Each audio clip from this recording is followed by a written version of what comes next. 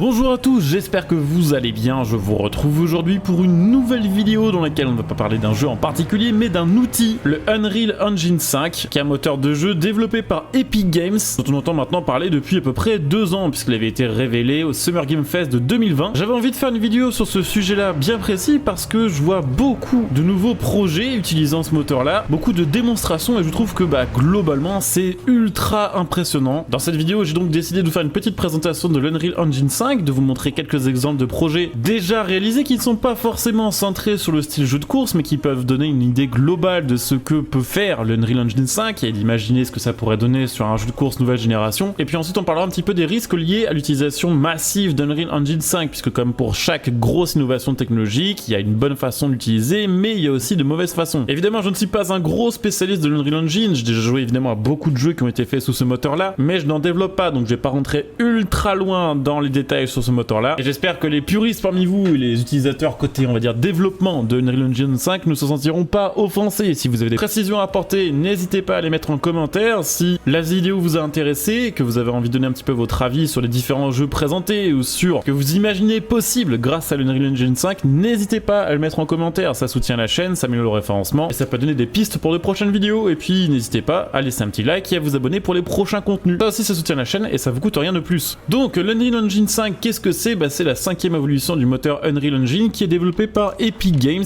Le principe d'un moteur comme l'Unreal Engine 5, c'est de vous proposer un ensemble d'outils de développement de jeu qui vous permettront de réaliser des décors, mais aussi des animations, des mécanismes de gameplay plus ou moins simples, intégrer aussi bien sa partie graphique que sa partie physique. L'énorme avantage d'un outil comme celui-ci, c'est que quelqu'un qui a de bonnes idées de jeu mais absolument aucune connaissance en programmation et qui n'a pas envie de se casser le cul à développer son propre moteur graphique, son propre moteur physique, pourra utiliser tous ces outils fournis par Unreal Engine 5 pour transformer son idée en jeu concret. Pour faire simple, vous pouvez créer des maps de A à Z en utilisant des objets et des assets déjà fournis par l'Unreal Engine 5. Il y en a une bonne partie qui sont gratuites, mais il y a, si je dis pas de bêtises, une espèce de marché où vous pouvez acheter des meilleurs objets, des assets plus travaillés, comme par exemple des voitures de telle ou telle marque, ou des textures très précises de tel ou tel type de terrain. Mais même sans ça, grâce à tous les objets et tous les assets gratuits déjà présents sur le jeu que vous pourrez éditer, sur lesquels vous pourrez ajouter des modifications, ajouter des scripts, ajouter des sons, calculer une physique, il y a de quoi faire assez facilement et assez rapidement une base de jeu qui pourra ensuite être peaufinée au fur et à mesure du temps et donc passer 90% de votre temps à créer en vous basant sur vos idées plutôt qu'à transformer vos idées en code informatique. Vous pouvez donc créer une map de A à Z en lui rajoutant des montagnes, en lui rajoutant des routes, des arbres, des maisons, des cours d'eau, des sons, des PNJ avec leur propre animation, avec leurs propres scripts, leurs propres interactions possibles grâce à un éditeur ultra poussé sur lequel vous avez simplement qu'à dropper les objets au bon endroit, à les éditer ensuite pour qu'ils conviennent vraiment 100% à vos idées et l'Unreal Engine 5 se charge ensuite de convertir vos idées en code informatique qui pourra être exporté et utilisé par n'importe qui en tant que jeu. Ce qui est très cool, c'est que ça permet un petit peu à tout le monde au final de se lancer dans la création de jeux vidéo. Et ce qui est très cool aussi, c'est qu'il y a de très gros studios qui utilisent maintenant l'Unreal Engine 5 qui vont donc pouvoir coupler les possibilités de l'Unreal Engine 5 avec leurs propres connaissances de développeurs et leurs propres assets pour gagner beaucoup de temps sur la création de base du jeu et passer plus de temps sur la gestion des détails, le scénario, les mécaniques de jeu, le gameplay, plutôt que de devoir à chaque fois créer un nouveau moteur physique, un moteur graphique et tout ce qui va avec. Donc il y a déjà de gros projets qui ont été publiés avec l'Unreal Engine 5. Alors la plupart sont toujours en développement, mais on a pu voir une petite démo par exemple de The Matrix Awakens qui n'est pas le plus beau jeu que j'ai vu réalisé sous Unreal Engine 5, mais qui arrive sous la forme d'un open world sur lequel on a pu voir des petites séquences de conduite, de pilotage, des collisions, et il faut avouer très honnêtement que ça claque sa race. La démo est très belle, on est dans un environnement urbain avec quand même des dizaines de bâtiments affichés en même temps, plus des centaines de voitures. Sur cette démo là, on voit littéralement un vrai trafic qui ressemble vraiment plus à ce qu'on peut voir à mon avis en vrai aux États-Unis aux heures de pointe que ce qu'on a sur les jeux actuellement. Les dégâts et collisions sont plus poussés que sur pas mal d'autres jeux de course actuels. Le rendu des couleurs, le rendu des reflets, le rendu de détails graphiques des PNJ qui sont de simples personnes secondaires ont montré un peu au grand public à quel point le moteur Unreal Engine 5 permettait de faire des choses assez folles. Plus récemment, et toujours pas dans la catégorie vraiment des jeux de course, on a eu le jeu Unrecord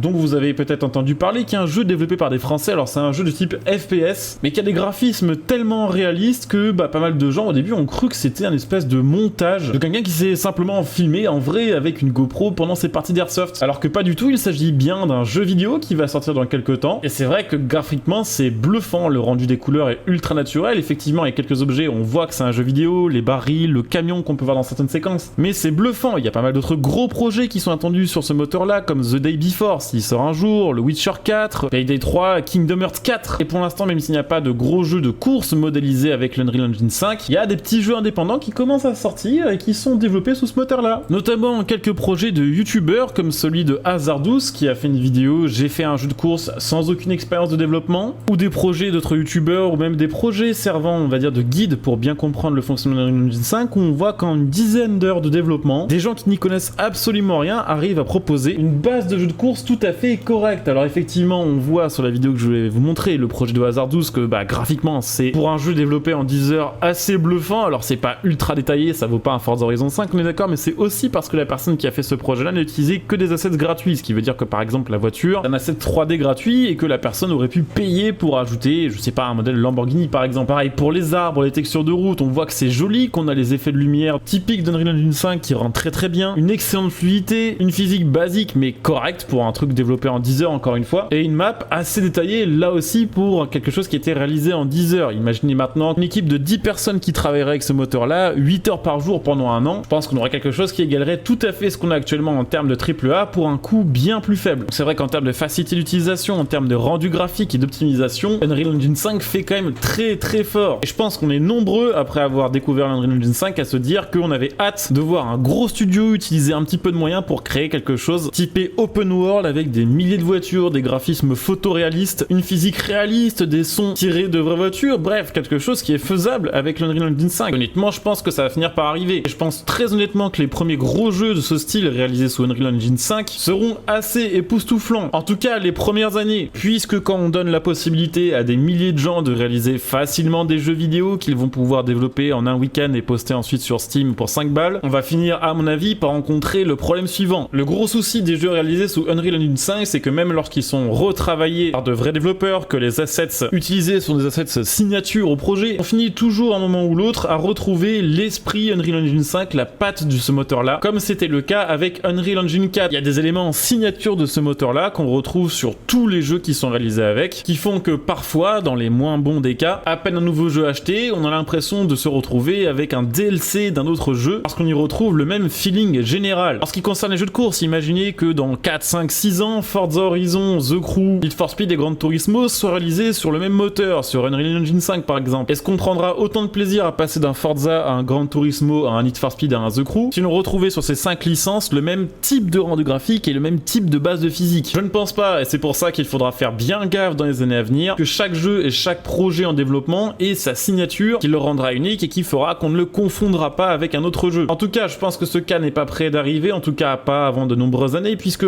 Forza, on sait qu'il kiffe le Forza Tech, c'est un moteur qui marche ultra bien pour ça, et qui a cet aspect signature de Forza Horizon qui fait que même si on joue sans ATH et qu'on ne connaît pas par cœur la map, on sait qu'on est sur un Forza Horizon. Ubisoft vient de commencer à développer des jeux sous Snowdrop, donc je vois pas pourquoi ils passeraient sur Unreal Engine 5 tout à coup. Du côté d'EA Games, ils ont leur Frostbite avec ses avantages et ses inconvénients. Frostbite c'est très bien pour les FPS, mais pour Need for Speed c'est pas fou, mais ça donne au final une espèce de signature quand même au jeu de la série Need for Speed. Les Gran Turismo sont réalisés par Polyphony qui utilisent leur propre moteur de jeu et qui n'ont pas envie apparemment de changer. À mon avis, le Unreal Engine 5 permettra surtout à de nouvelles grosses franchises d'émerger, et je pense que même si un jour on arrivait dans le cas où des centaines de jeux sortent chaque semaine basés sur l'Unreal Engine 5, les joueurs et les plateformes arriveront à faire le tri des jeux qui sont suffisamment originaux pour être vendus et des jeux qui ne sont que des copies d'autres jeux déjà existants vendus pour un faible prix, juste histoire d'encaisser un petit peu de thunes. Quoi qu'il en soit, l'Unreal Engine 5 nous propose quand même des outils assez fous, ultra performants, qui permettent de s'approcher vraiment du photoréalisme, de proposer rapidement des bases de projets qui pourront être ensuite enrichies par des développeurs déjà confirmés. Je pense qu'on sera tous d'accord ici pour se dire que lorsqu'on achète un jeu, on aime qu'un jeu soit beau, qu'il soit optimisé, que le contenu soit massif et que la physique soit vraiment réussie. Et Unreal Engine 5 permettra probablement à des centaines de personnes qui ont les idées mais pas les compétences d'arriver à proposer quelque chose de cool pour le public. Hâte de voir en tout cas ce que l'avenir nous réserve à propos de ce moteur Unreal Engine 5, hâte de voir les futurs gros projets, les futurs AAA basés sur ce Unreal Engine 5, que ce soit à côté jeux de course mais pas que. C'est vrai que je suis aussi un gros fan de FPS, de jeux d'horreur, de jeux d'action, et j'avoue que de mon côté j'ai hâte d'être en 2024-2025 pour voir les vraies premières grosses prods réalisées avec ce moteur là. J'espère en tout cas que la vidéo vous aura intéressé, qu'elle vous aura donné de l'espoir par rapport au jeu de vos rêves, qu'elle vous aura plu, que vous aurez en tout cas passé un bon moment à la regarder. Et si c'est le cas, comme d'habitude, n'hésitez pas à soutenir la chaîne gratuitement. Il y a tous les moyens que vous connaissez, vous pouvez me rejoindre sur Twitch, vous pouvez même utiliser votre petit Prime pour soutenir la chaîne gratuitement et profiter de plein de petits bonus. Vous pouvez pouvez utiliser mon lien Instant Game pour acheter vos jeux à prix réduit, le lien matal.net pour acheter votre matos gaming, et puis vous pouvez bien sûr devenir des soutiens via le bouton rejoindre cette vidéo, ce qui vous fera profiter bien sûr de plein de petits avantages aussi. Je coupe ici, je vous dis à très bientôt,